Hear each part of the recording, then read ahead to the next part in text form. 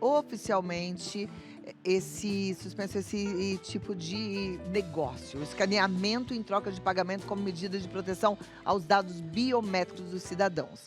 Para a gente conversar e entender as perspectivas de áreas distintas, a gente recebe o advogado Dr. João Paulo Campos, o oftalmologista Dr. Bruno Mani, o padre Kleber Leandro, da paróquia Nossa Senhora... Hã? Ah, mudou, né? Eu tava... São Judas Tadeu, mudou.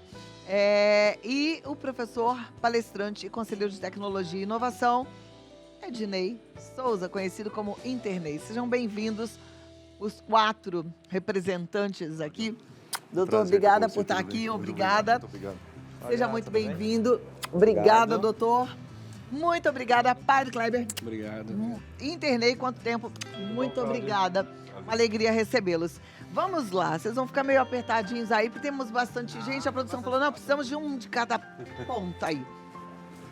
Eu tá pro padre primeiro. Pra mim? Isso é coisa do diabo. Eu sabia que... Essas novidades são demoníacas. É fim dos tempos, me conta. Acho que é melhor deixar para os universitários falar. Mas... olha aí. Não, diante de tudo que a gente estava nos bastidores, né, o bate-papo muito legal. E a gente pensa que tudo isso também é criado por Deus, né? A própria Iris é Deus que fez, e fez uma sabedoria, o doutor vai poder explicar para nós, com toda essa obra divina, né? Deus que fez, né, e fez com uma sabedoria fantástica. Aliás, nós somos... quando Deus criou, Ele criou tudo e viu que tudo era bom. E quando criou o ser humano, Ele viu que era muito bom. Então a gente percebe que a natureza humana feita por Deus e tudo isso é obra da natureza humana. Claro, o ser humano, de uma certa forma, vão danificando. A gente vai percebendo que, às vezes, o ser humano, aquilo que foi criado por Deus em perfeita harmonia, o ser humano vai destruindo. Mas claro que também Deus deu inteligência e capacidade. E essa inteligência é sempre a serviço da vida. O que nós, né, como cristãos, podemos observar é que, diante de tudo aquilo que os nossos irmãos vão partilhar aí, temos que olhar a questão da dignidade da pessoa humana. Então não é fim dos tempos, não é obra do diabo, né? Não, às vezes a gente demoniza tudo, né? Tudo é do diabo, tudo é o diabo que fez, agora vai ser o fim do mundo, vai acabar agora com tudo isso. Não, eu penso que a gente tem que usar de tudo isso para colocar a serviço da dignidade da pessoa humana. Papa Francisco, né, nosso querido Papa, ele tem trazido de uma maneira tão especial, porque o Papa tem olhado para cada pessoa de uma maneira singular e olhar para tudo isso que tem chegado agora para colocar a serviço da vida, colocar a serviço da dignidade da pessoa humana. Então não é fim dos tempos e a gente vai perceber pela abordagem dos nossos irmãos que é uma riqueza que a gente precisa estudar, analisar e ponderar cada um da medida do possível, né? Perfeito. Já que o padre falou do médico, a gente tem um oftalmologista. Vamos tentar entender o que é a íris. Doutor, explica pra gente essa preciosidade criada por Deus. Ela é uma preciosidade mesmo. Então, ela é única, né? Cada ser humano tem uma individualizada. Então, é o tecido que a gente tem no corpo humano que não tem replicação. Se você tem um irmão gêmeo, a íris vai ser diferente do seu irmão, diferente do DNA, que ele é semelhante. Basicamente, a íris é o que a gente tem de colorido no nosso olho. Então, o meu é verde, o seu é verde, dos nossos colegas é preto, então marrom. Então, a gente tem a coloração diferente da íris, que é um tecido que ela fica atrás da córnea do nosso olho e ela tem a função de proteção e controle luminário. Então, se você está no escuro ou se você está no claro, a íris abre ou ela se fecha de forma que você consiga ter clareza, enxergar e ela protege a sua retina, ela tem algumas funções mais protetoras. Nesse modelo de você identificar a íris que surgiu a biometria da íris. Hoje em dia a gente tem muito difundido a biometria facial, que ela tem alguns erros, então você consegue burlar mais fácil isso, então entra na medida de segurança que o João vai explicar aqui pra gente, mas a íris ela é muito mais individualizada e é por isso que eles têm o interesse em fazer com que você tenha a biometria da íris, que você consiga fazer a digitalização, para eles diferenciarem isso mais fácil de uma inteligência artificial, de um modelo sintético que ele passa a poder ser feito golpes. Então, é uma discussão que a gente precisa ter.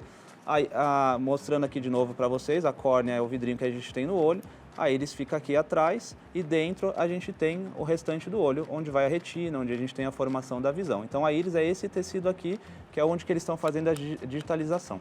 A gente já tem isso, inclusive em alguns países, está começando nos Estados Unidos, Dubai, você já tem essa identificação através da íris. E eu fico pensando, e as pessoas que usam lente de contato para mudar a cor do olho? Mudou a íris, né? Na verdade, não mudou a íris. A lente de contato, ela fica superficial na córnea, ela não fica interiorizada no olho. Então, se você for fazer, por exemplo, uma captura da íris, provavelmente ele vai ter solicitado que retire a lente de contato, porque ela vai interferir naquela leitura. Vai ter que tirar, então, é isso, vai ter que tirar a lente de contato. A lente de contato, por mais que ela mude a coloração, ela é um artificial que fica superior. Ela não tem material biológico, ela não tem ali musculatura, ela não tem as intersecções ali das fibras da íris. Então, muito provavelmente ele não vai conseguir captar a imagem. Captar a imagem. Não, então é vai como dar se a algum gente erro. fosse fazer uma biometria usando luva. Exato, exatamente. Perfeito. Internei, entende tudo de internet. Quando eu ouvi falar desse negócio de venda de íris, eu falei, gente, mas não estou entendendo. Não consegui acessar. E aí, ninguém nem sabia o que essa empresa estava querendo, qual era a intenção dessa compra de íris. O que você sabe sobre esse assunto? Vamos lá. A empresa que está por trás disso é a World ID, que ela é muito conhecida porque um dos sócios, né, é o Sam Altman, que é o mesmo CEO da OpenAI. E aí, quando a OpenAI é que cria o ChatGPT, a inteligência artificial generativa, e um dos fenômenos que a inteligência artificial generativa trouxe foi a popularização dos deepfakes. O que é o deepfake? Você está numa chamada de vídeo, do outro lado pode não ser aquela pessoa que você está vendo. Ela está utilizando um filtro de inteligência artificial que deixa ela igualzinha a outra pessoa. Só para vocês saberem, isso não é ficção científica, isso não é futuro. Hoje, se você for numa delegacia em São Paulo, existem casos abertos acontecendo da pessoa que recebeu uma chamada de alguém que ela conhece, falou, faz aí um pix pra mim, a pessoa fez e falou assim, pô, não era eu. Não teve a Londrina que passou, sei lá, 5 milhões de euros pro Brad Pitt fake? E não era o Brad Pitt. Vocês viram isso? Ela tava aí muito empolgada, né? Porque acreditar que era o Brad Pitt foi um pouco... Vida, né? Puxa vida. Mas tem acontecido com pessoas comuns, né? Por que acontece? Você está usando rede social. Na rede social você está lá gravando vídeos, né? Vamos supor que na sua família você é aquele que sempre grava os vídeos, stories. Esse material que você está colocando hoje na rede social, seja Instagram, TikTok, LinkedIn, YouTube Shorts, ele serve de matéria-prima para um algoritmo criar um avatar digital seu. E esse avatar digital ele pode funcionar como uma máscara digital. Então a pessoa treina uma inteligência artificial com você ali em vídeo, ele aprende a sua imagem, aprende a sua voz, aí você abre um aplicativo que faz uma chamada usando esse filtro, onde você fica parecendo outra pessoa, visualmente, e com a voz de outra pessoa. Então, usando a própria rede social de treinamento.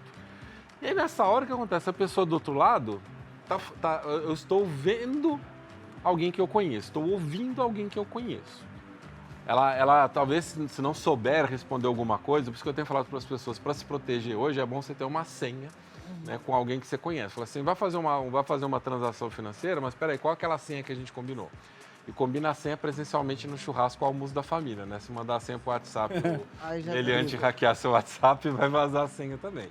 Então tem que ter uma segurança adicional hoje. Às vezes o que você está vendo não é aquilo que você está vendo. E a íris seria essa segurança? A íris seria uma forma de, biometricamente, o celular ali, a câmera, identificar e dizer para o outro, olha, eu atesto que essa pessoa é essa mesmo. Então o propósito inicial de Sam Altman é, eu vou criar uma forma segura de identificar uma pessoa mesmo através de um deepfake de vídeo. Porque ela é muito mais segura do que a própria voz e que a própria digital, né? Ela diz que ela é muito mais segura, né? Capturar digital, eu não consigo capturar digital hoje e transmitir ela para outro lugar, a não ser que eu tenha...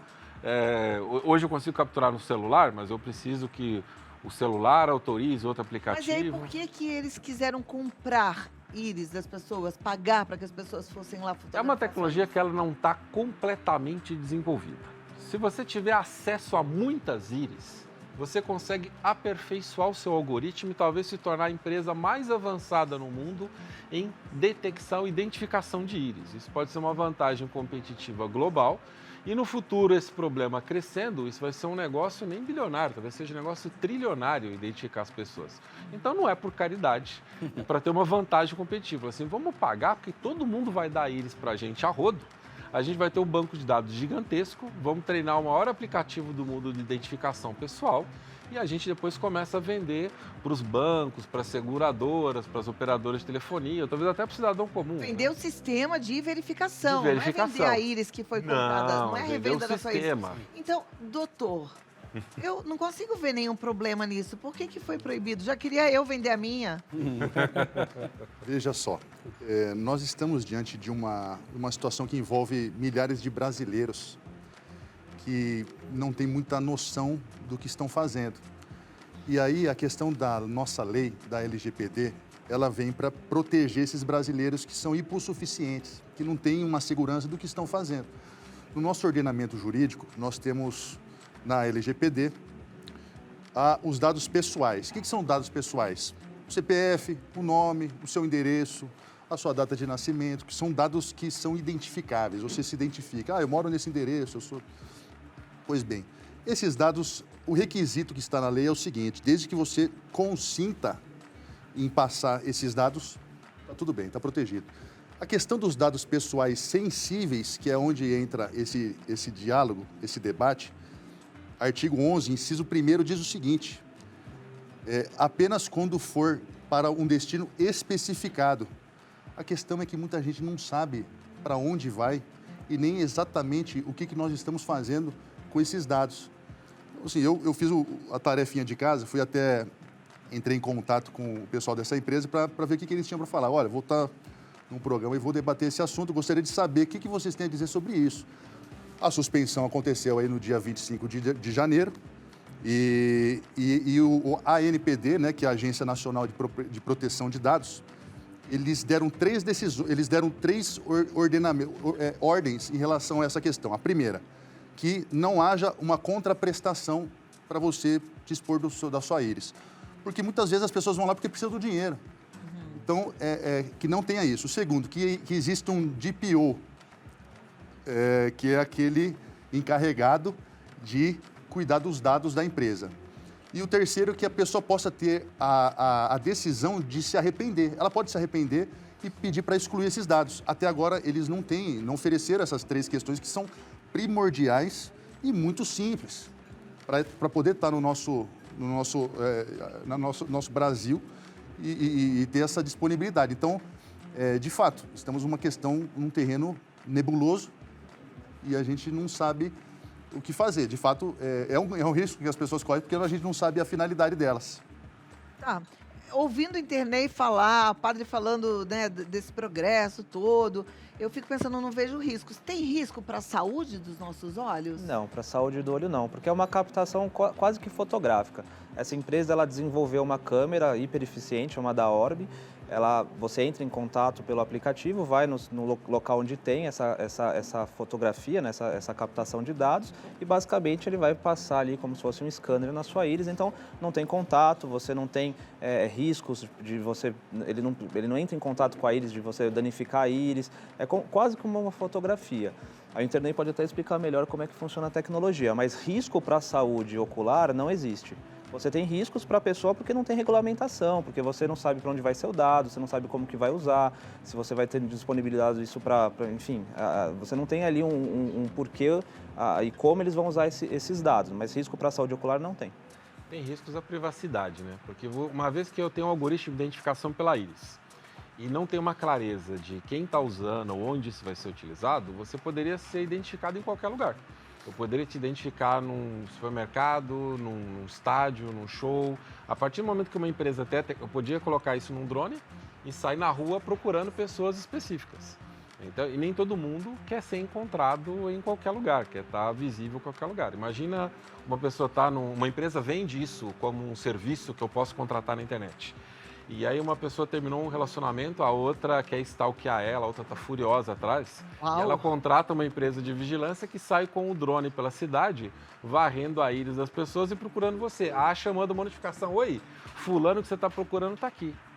a pessoa quer que isso aconteça, hoje essa empresa não deixa claro. Mas isso para segurança ia ser ótimo, né? O cara fugiu da penitenciária, bota um drone e já acha. O problema é que mudou tudo, porque às vezes a gente não vê uns bandidos que mudam cabelo, fazem plástico no rosto. Aí eles não dá para mudar, né? Não dá para mudar, né? Aí doutor? que entra a importância da regulamentação, que é onde e como essa tecnologia vai ser utilizada. Então, eu, quanto cidadão, gostaria que isso fosse utilizado para segurança pública, mas eu não gostaria que fosse utilizado para poder me encontrar em todo e qualquer lugar, sabe lá Deus por O quem. que você anda aprontando com as mulheres aí? Não, é o contrário, né? Estão plantando comigo. Eu acho que essa... Você não venderia a sua íris? Eu já vendi.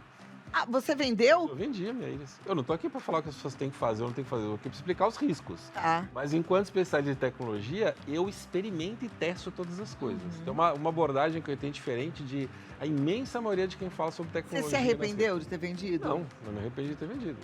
Mas eu sei que risco eu estou correndo. Eu acho que essa é a diferença. O problema é que a pessoa que vai lá, vendeu por R$700, ela não tem ideia que ela pode ser encontrada em todo e qualquer lugar por aí. Eu, há um tempo atrás, já assumi de colocar meu rosto nas redes sociais, de vir num programa de televisão, de gravar podcast, de me expor publicamente. Isso me traz vantagem e desvantagem. Eu estou ciente disso. Na hora que eu vendi a eles, eu sabia que eu podia ser encontrado em qualquer lugar se essa empresa americana vendesse o algoritmo. Mas eu queria testar e usar a tecnologia em primeira mão. Né? É diferente das pessoas que venderam, que elas não tinham essa ciência total, Não tem a menor né? ideia do que está A acontecendo. maioria ali não sabe que está vendendo os dados dela através da biometria iriana. Então, A gente pediu para nossa repórter conferir um pouquinho esse assunto e aí ela traz para a gente também algumas outras informações. Vamos lá. Desde novembro de 2024, a startup Tools of Humanity está no Brasil oferecendo criptomoedas em troca do escaneamento da íris. Mais de 500 mil brasileiros passaram pelos postos de coleta para fazer o procedimento. O Gustavo foi uma dessas pessoas. Você vai até o local, chegando lá, sempre tem um instrutor. Ele chega na gente, ele pega nosso celular, ele mostra como que faz o passo a passo. A gente tem um QR Code no nosso celular, a partir do momento que a gente consegue fazer o agendamento. A partir disso, a gente é locado até o aparelho que cadastra a íris. Cadastrando a íris, a gente volta, eles mostram na televisãozinha pra gente como que funciona pra gente sacar o dinheiro. A gente espera no máximo de até 48 horas e consegue sacar o dinheiro normalmente pelo aplicativo. Quanto que você conseguiu sacar? Na época eu consegui sacar em torno de R$285. Colocaram lá que eu conseguia sacar até 371, mas só consegui sacar 285. Você chegou a pesquisar mais sobre o assunto antes de fazer o cadastramento? Eu não cheguei a pesquisar. Eu sei que foi um erro, eu devia ter pesquisado mais sobre o assunto. Eu devia ter ido atrás para saber o que realmente era isso. Mas a gente foi na empolgação do dinheiro fácil, final de ano, todo mundo apertado. Mas foi passado toda uma segurança pra gente, que não ia acontecer nada. Inclusive pelo próprio instrutor, que eu cheguei a perguntar na época. Perguntei para ele o que era, o que ia acontecer com esses dados. Segundo ele, eles só iam cadastrar e deixar no banco de dados deles o cadastro das íris, que futuramente eles iam tentar vender para o governo um novo modo de fazer cadastro das pessoas. Você se arrepende? Um pouco. Me arrependo um pouco porque, querendo ou não sei exatamente o que eles vão fazer com essa íris. Você faria esse procedimento? Não, Por quê? porque eu considero que, primeiro, se eu realizasse, deveria ser por um valor condizente com a identidade em si. E segundo, porque pode acabar caindo em mãos de pessoas que você não está ciente, o que é um problema, porque isso pode implicar em diversos problemas futuros na sua vida. Vendi minha íris lá em 2020. E a gente está aqui nesse papo, né? Você venderia a sua íris, doutor? hoje não. Hoje eu esperaria um pouco mais para saber como que eles vão usar os dados, mas é que a gente estava, o Dini acabou de falar, a gente hoje paga muita coisa com aproximação do celular, com biometria de dedo, facial, e aí eles vai chegar no momento que pode ser que a gente tenha isso, né? A gente vai acessar algum lugar, eu vou fazer a minha biometria com eles, que vai ser mais segura que a minha facial. Hoje entra em estádio de futebol, biometria facial. No futuro, talvez eu faça a digitalização, escaneamento da íris, porque vai ser uma que eu fico necessidade do imaginando mundo. que no futuro todos nós vamos fazer e assim vai ser super natural. Exato. Por que não ajudar quem está precisando de uma graninha, ganhar uma graninha agora? Ednei. O problema é nas mãos de quem vai cair, é de ter a regulação. Para mim, o problema é só ter a regulamentação. Porque Aham. a regulamentação, muita gente acha que ela vem para atrapalhar o progresso. Eu tenho uma clareza seguinte, que as leis existem para organizar a sociedade e defender o mais fraco. Uma vez que tenha uma legislação clara que diga, olha, não é qualquer pessoa que pode sair por aí identificando as outras pela íris. Isso significa que ninguém vai fazer? Óbvio que alguém vai fazer. Mas a questão é que se fizer, você vai poder processar, vai ser um crime tipificado, o processo corre com uma certa celeridade, uma certa velocidade adequada e você pode receber uma indenização em torno disso. Do jeito que está hoje, se amanhã você chegar em um lugar e falar assim, oi, Ednei, seja bem-vindo, né? Como é que estão me identificando? É aquela íris que eu vendi em 2023 ainda, né? Foi antes de... que eu vendi lá em 2023, pode ser que esse sistema foi vendido por uma empresa e está me identificando. Como eu falei, eu sei que eu estou correndo esse risco, mas nem todo mundo tem essa clareza que está fazendo por aí. Você não quer poder ser identificado em todo e qualquer lugar, melhor você esperar para vender sua íris só depois que tiver uma regulamentação clara sobre isso. Você não está muito preocupado com o seu futuro, se amanhã descobrirem você no meio do nada, você está bem com isso? Ok, vai lá e vende sua íris. Doutor João Paulo, você venderia sua íris? Olha, o advogado é sempre mais conservador, né? Então, a gente tem que esperar ver como que as coisas vão indo, se eles vão cumprir as orientações da agência de proteção e depois, quem sabe, dependendo, a gente negocia a íris. Você também acredita que mais para frente todo mundo vai ter que colocar a íris ali? Eu acredito, porque é um bem nosso que vai facilitar muita coisa. A gente já tem o desbloqueio de tela com o celular, né? Quantas coisas a gente... É que quando tudo estiver assim, ninguém mais vai estar pagando pela sua íris. Né? Agora eles querem a vantagem de ter o máximo de íris para desenvolver a Por isso pesquisa que eu mais tô falando, rápida. agora que estão valorizando a íris, podemos ganhar um pra frente não dinheirinho, vai valer nada. padre?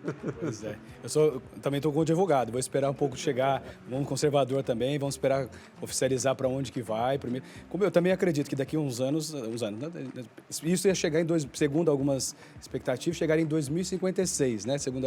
Já chegou até mais cedo, então... É tudo muito rápido, né? Eu me lembro quando eu ouvi falar a primeira vez que as pessoas em alguns países passavam... iam no cinema só com o celular, compravam só com o celular e falavam, gente, mas como assim? Que loucura é essa? Minha cabeça não alcançava isso. E hoje em dia, eu nem uso mais bolsa, gente.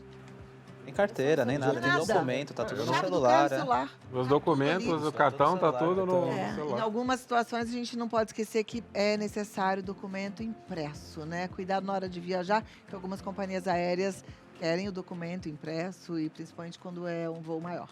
Tá certo? Alguém quer falar mais alguma coisa que a gente não falou aqui, que seria importante? Eu vou pedir desculpas para vocês, porque é um assunto que eu queria conversar horas. É um programa inteiro, quase. Pois é, e o tempo foi muito curto. Eu sempre fico prometendo a próxima. A gente volta. Voltem. Hoje é dia de São Judas. Todo dia 28 é dia de São Judas Tadeu. Nós somos no santuário, tivemos a missa às 7, às 10, meio-dia, às 15. Vamos ter outra às 18 e também às 20 horas. A última missa do dia no santuário São Judas Tadeu, em Guarulhos, na Rua da Verdade 269. Vamos para lá, para São Judas, hein? Espero vocês lá para esse momento especial de muitas graças. São Judas é o santo das causas justas, urgentes e impossíveis. Então podemos pedir a intercessão de São Judas nessas causas aqui hoje, né? Joia, muito obrigada. Padre Kleber Leandro, ele está lá no Instagram, Padre Kleber Leandro. Doutor João Paulo Campos, que é advogado, Campos Advogado, siga lá. Você posta bastante coisa também sobre direito, já esteve no programa outras vezes. Internei, ele está nas redes sociais como Internei, né? E ele é uma sumidade no que diz respeito à tecnologia, ele entende tudo. Acompanhe o Internei para você ficar antenado, porque tem gente que fala, nem sabia desse negócio, porque não segue o Internei, não é? Eu falei em 2023, o lançamento do meu livro tinha a opção de, se você quisesse vender sua íris, para pagar o livro com a íris. Ai, podia ter ganho um dinheirinho, agora já não temos mais essa chance. E o doutor Bruno Mani, que é um médico especialista em oftalmologia, ele está no DR Bruno Mani, com 2 N's. DR Bruno Mani. Está precisando de um bom oftalmologista? Obrigado, Pode ir lá, no doutor Bruno. Gente, muito obrigada. Fico por aqui. Para você que nos acompanhou, um beijo grande. Que Deus te abençoe da cabeça aos pés. E a gente se encontra amanhã.